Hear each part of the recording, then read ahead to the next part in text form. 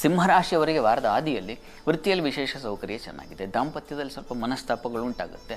ಸ್ತ್ರೀಯರ ಆರೋಗ್ಯದಲ್ಲಿ ವ್ಯತ್ಯಾಸ, ಆಪ್ತರಿಂದ ಧನ ನಷ್ಟ, ಹಿತವಾದವರಿಂದ ಧನ ನಷ್ಟ ಉಂಟಾಗ್ತಕ್ಕಂಥದ್ದು ಬಹಳ ಮುಖ್ಯವಾದದ್ದು, ಗಮನಿಸಬೇಕು. ತುಂಬ ಹೌದು, ನಮಗೆ ತುಂಬ ನಚ್ಚಿನವರು ಇಷ್ಟದವರು ಹೌದು, ಹಾಗಂತೇಳಿ ಸರ್ವವನ್ನು ಕಳ್ಕೊಳ್ತಕ್ಕಂಥದ್ದಲ್ಲ. ಆ ರೀತಿಯಲ್ಲಿ ಆಗ್ಬಿಡೋ ಸಾಧ್ಯತೆ ಇರುತ್ತೆ. ಹುಷಾರು, ಸಿಂಹರಾಶಿಯವರು ಎಚ್ಚರ ತಗೊಳ್ಳಿ. ವೃತ್ತಿಯಲ್ಲೆಲ್ಲ ತುಂಬ ಚೆನ್ನಾಗಿದೆ, ಸೌಕರ್ಯದ ವಾತಾವರಣ, ಮತ್ತು ಒಂದು ಪವರ್ ಅಂತೀವಲ್ಲ ಆ ರೀತಿಯಲ್ಲಿ ಕೆಲಸ ಮಾಡ್ತೀರಾ. ಯಾವುದೋ ಒಂದು ಏನು ಕರೆಂಟ್ ಪಾಸ್ ಆಗ್ತಾ ಇದ್ದರೆ ಹೇಗೆ ಮೊಬೈಲ್ ಚಾರ್ಜಿಂಗ್ ಆಗ್ತಾ ಇರುತ್ತೋ ಆ ರೀತಿಯಲ್ಲಿ ನೀವು ಕೆಲಸ ಮಾಡ್ತಕ್ಕಂಥದ್ದು. ಕೆಲಸ ಕೊಡಬೇಕಷ್ಟೇ, ಅದು ಮುಂದಿನ ಕಥೆ ನಿಮ್ಮದು. ಆ ರೀತಿಯಲ್ಲಿ ಚೆನ್ನಾಗಿದೆ. ಹೆಚ್ಚಿನ ದಾಂಪತ್ಯದ ಮನಸ್ತಾಪಗಳು ಬಂದುಬಿಡ್ತಕ್ಕಂಥದ್ದು ಸಾಧ್ಯ. ಅದು ಚಂದ್ರ ಒಟ್ಟಾಗಿದ್ದರೆ ಸ್ವಲ್ಪ ಕಿರಿಕಿರಿ ವಾತಾವರಣ ಇರ್ತದೆ. ಆ ರೀತಿಯಲ್ಲಿ ನಿಮಗೆ ಈ ವಾರದ ಆದಿ ನಿಮಗೆ ಸ್ವಲ್ಪ ಡಿಸ್ಟರ್ಬ್ ಮಾಡುತ್ತೆ. ನಮ್ಮ ವಾರ ಅಂತ್ಯ ಗಮನಿಸೋಣ. ವಾರಾಂತ್ಯದಲ್ಲಿ ಸಿಂಹರಾಶಿಯವರಿಗೆ ದೇವ ಧರ್ಮ ಕಾರ್ಯಗಳಲ್ಲಿ ಭಾಗವಹಿಸ್ತಕ್ಕಂಥದ್ದು, ಆಸಕ್ತಿ ಹೆಚ್ಚತಕ್ಕಂಥದ್ದು ಇದೆಲ್ಲ ತುಂಬ ಚೆನ್ನಾಗಿದೆ. ವೃತ್ತಿಯಲ್ಲೂ ಅನುಕೂಲ ಕಾಣಲಿಕ್ಕೆ ಅವಕಾಶ ಇದೆ. ಆರೋಗ್ಯದ ಸ್ವಲ್ಪ ವ್ಯತ್ಯಾಸ ಕಾಣುತ್ತೆ. ಕಾರಣ ಅಲ್ಲಿ ಜನ್ಮದಲ್ಲಿ ಮಾಂದ್ಯ ಸಂಚರಿಸ್ತಕ್ಕಂಥ ಸ್ವಲ್ಪ ತಲೆನೋವು, ಕಣ್ಣಿನ ಬಾಧೆಗಳು ಬರಬಹುದು. ಕೊನೆಯಲ್ಲಿ ಸ್ವಲ್ಪ ಹುಷಾರು. ಕುಟುಂಬದಲ್ಲಿ ಹಣಕಾಸಿನ ಘರ್ಷಣೆಯೂ ಉಂಟಾಗುತ್ತೆ. ಹೀಗಾಗಿ ಸ್ವಲ್ಪ ಎಚ್ಚರವಾಗಿರಿ. ಅದು ನಿಮಗೆ ಹಣಕಾಸಿನ ಘರ್ಷಣೆ, ಕುಟುಂಬದ ಘರ್ಷಣೆ ಇದು ಇದೆ.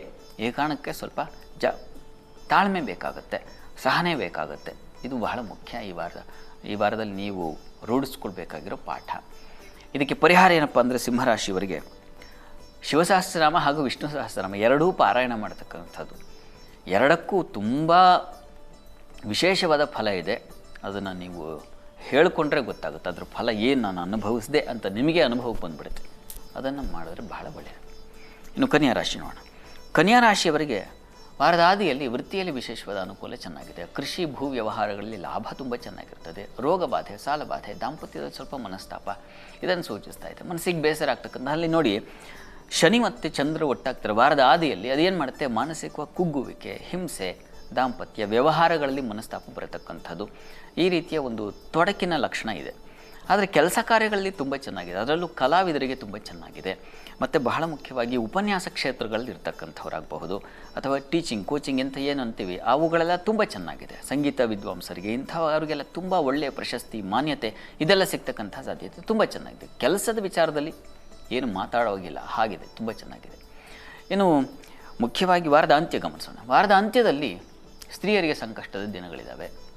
ವೃತ್ತಿಯಲ್ಲಿ ಯಥಾ ಪ್ರಕಾರ ಅನುಕೂಲ ಸ್ಥಿತಿಯನ್ನು ನೋಡ್ತೀರಾ. ಹೆಚ್ಚಿನ ವ್ಯಯ, ಅಲೆದಾಟ ಇದೆ. ಔಷಧ ಕ್ಷೇತ್ರದಲ್ಲಿ ಲಾಭ ಚೆನ್ನಾಗಿದೆ. ಈ ಮೆಡಿಕಲ್ ಫೀಲ್ಡಲ್ಲಿ ಇರ್ತಕ್ಕಂಥವ್ರಿಗೆಲ್ಲ ತುಂಬ ಚೆನ್ನಾಗಿದೆ. ಓಡಾಟ ಇದ್ರೂ ಚೆನ್ನಾಗಿರ್ತದೆ. ಹೆಚ್ಚಿನ ಲಾಭ ಕಾಣಲಿಕ್ಕೆ ಅದೊಂದು ಸಮಾಧಾನ ಕೊಡುತ್ತೆ. ಹೀಗಾಗಿ ವಾರದ ಅಂತ್ಯ ತುಂಬ ಚೆನ್ನಾಗಿರುತ್ತೆ. ಸ್ವಲ್ಪ ಮಟ್ಟಿಗೆ ವ್ಯಯ, ಕಾಲಿನ ಬಾಧೆ ಬರಬಹುದು ನೋಡಿ, ಸ್ವಲ್ಪ ಹುಷಾರು. ಆರೋಗ್ಯ ಹಾನಿ, ತಲೆನೋವು ಮತ್ತು ಕಣ್ಣಿನ ಬಾಧೆ ನಿಮಗೂ ಕೂಡ ವಾರದ ಅಂತ್ಯದ ವೇಳೆಗೆ ಇದು ಕಾಣುವ ಸಾಧ್ಯತೆ ಇದೆ. ಸ್ವಲ್ಪ ಹುಷಾರು. ಪ್ರಾರ್ಥನೆಗೆ ಏನಪ್ಪ ಮಾಡೋದು ಅಂತಂದರೆ ದುರ್ಗಾ ಸನ್ನಿಧಾನಕ್ಕೆ ನವಧಾನ್ಯ ಸಮರ್ಪಣೆ ಜೊತೆಗೆ ಇದರ ಜೊತೆಗೆ ನರಸಿಂಹ ಕವಚವನ್ನು ಕೇಳಿಸ್ಕೊಳ್ಳಿ. ಅದು ಆರೋಗ್ಯದಲ್ಲಿನ ತೊಡಕನ್ನು ಕೊನೆಗೆ ತುಂಬ ತೊಂದರೆ ಇದೆ, ಅದನ್ನು ನಿವಾರಣೆ ಮಾಡುತ್ತೆ. ಸ್ವಲ್ಪ ಸಮಾಧಾನವೂ ಉಂಟಾಗುತ್ತೆ. ಇದು 6 ರಾಶಿಗಳ ಫಲ. ಸರಿ ಶಾಸ್ತ್ರಿಗಳು, ಇನ್ನುಳಿದಿದ್ದನ್ನು ಮುಂದಿನ ಹಂತದಲ್ಲಿ ತಿಳ್ಕೊಳ್ತೀನಿ.